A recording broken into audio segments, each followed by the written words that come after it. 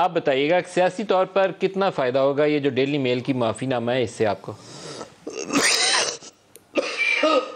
शुक्रिया मलिक साहब। देखिए, पहले तो चांडियो साहब चूँकि मेरे बुज़ुर्ग हैं, मैं उनकी बात को कम ही रिस्पॉन्ड करती हूँ और उनकी तमाम बातें बिल्कुल दुरुस्त हैं, लेकिन ये कह देना कि वन साइडेड हुआ ये मुनासिब नहीं है।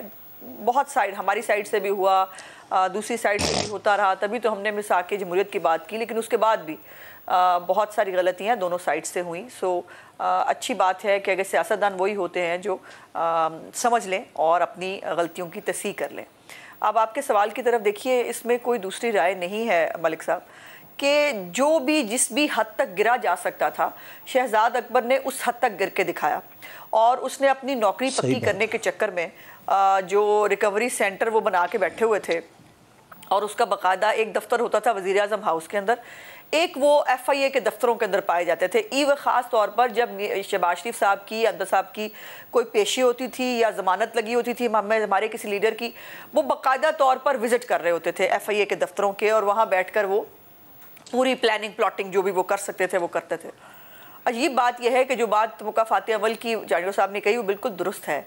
इमरान खान साहब को आपको याद होगा कि एक उन्होंने ज़लज़ला जब आया था 2010 के अंदर, वो बनाया था अपना जो पुकार, एक वो थी जिसके ऊपर उन्होंने ज़लज़ला ज़दगान के नाम के ऊपर पैसे इकट्ठे किए थे। आज तक उसका कोई जवाब, ना उसका कोई ऑडिट हुआ है, ना उसको कोई जवाब मौजूद है। 2005 में ज़लज़ला आया था ना, 2005 में ज़लज़ला था, उसके बाद फ्लड से। आई एम सॉरी या जी, मैं 2005 के ज़लज़ले की बात कर रही हूँ।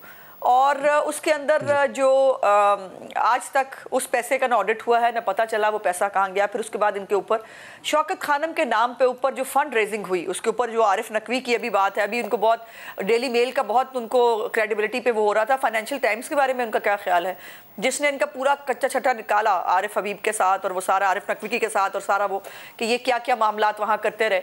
और फिर उसके बाद इमरान खान साहब ने अभी जो फंड रेजिंग की है मलिक साहब, मैं उसके हवाले से भी मैंने बार बार अपनी हुकूमत से भी कहा है और मैं दोबारा भी ये बात रेज़ करना चाहती हूँ कि इमरान खान साहब ने जो उनके चंद अपने जर्नलिस्ट हैं, मैं अब और लफ्ज़ नहीं इस्तेमाल करना चाहती, जो उनके अपने जर्नलिस्ट हैं, उनके थ्रू भी हमें बताया कि 15 अरब रुपए उन्होंने इकट्ठे किए। मुझे बताइए कोई एक आटे का थैला भी इमरान खान की तरफ से सैलाब ज़दगान में से किसी के पास आपने पहुंचा हुआ देखा हो? उसके बाद सानिया निश्तर साहिबा ने बता दिया, उन्होंने कहा कि नहीं 15 अरब नहीं हुए थे, 4 अरब रुपए इकट्ठे हुए थे। वो 4 अरब रुपए भी कहाँ हैं? इसके जवाबात इमरान खान साहब को देने हैं, उनको देने चाहिए।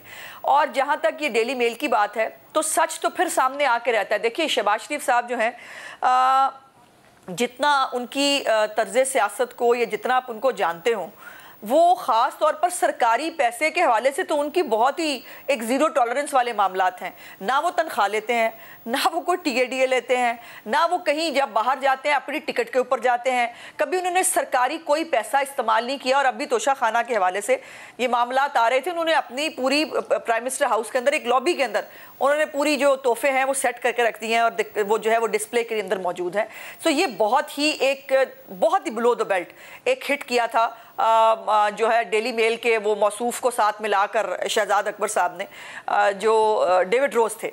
और इसके ऊपर जो है वो, और फिर ये है कि ये इसी तरह का एक मामला जो आप अभी जो दूसरे केस के बारे में बात कर रहे थे, उस केस के अंदर भी NCA पूरी तहकीकात कर चुकी है। आपको मालूम है सलमान शहबाज साहब, शहबाज शरीफ साहब, इनके जो अकाउंट्स हैं वो सीज किए गए और NCA ने पूरी तहकीकात की शहजाद अकबर और ये डेविड रोज और इनके सारे मामलात को साथ मिलाकर, और उन्होंने कहा कि इसके ऊपर बिल्कुल ना कोई मनी लॉन्ड्रिंग है और ना कोई ऐसे, और 4 मुल्कों से बाकायदा तहकीकात हुई और उसके वही केस जो है वो एट द सेम टाइम वो पाकिस्तान के अंदर भी चल रहा था। सो केस बनाने, किसी को फिक्स करना, जो आपने बिल्कुल इन्वर्टेड कॉमर्स में कहा था, वो आसान होता है, लेकिन उसको साबित करना और कानून के सामने उसकी जो सच्चाई लेके आना, अब ये वैसी ही सच्चाई है जैसे इमरान खान साहब अपने आप को सादिक और अमीन कहते हैं।